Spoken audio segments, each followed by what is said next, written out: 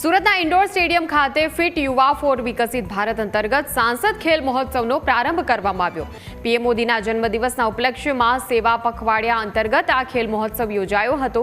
કાર્યક્રમમાં કેન્દ્રીય જળશક્તિ મંત્રી સી.આર. પાટીલ ઉપસ્થિત રહ્યા હતા। આ કાર્યક્રમમાં બારડોલીના સાંસદ, તમામ ધારાસભ્યો અને અધિકારીઓ પણ ઉપસ્થિત રહ્યા હતા।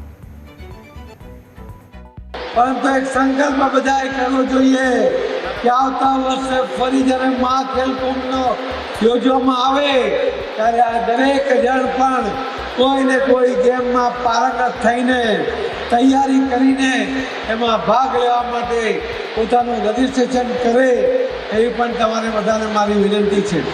મને વિશ્વાસ છે કે અભ્યાસની સાથે સાથે ખેલમાં પણ જો તમે રસ લેશો તો તમારો અભ્યાસ પણ દીપી ઉઠશે।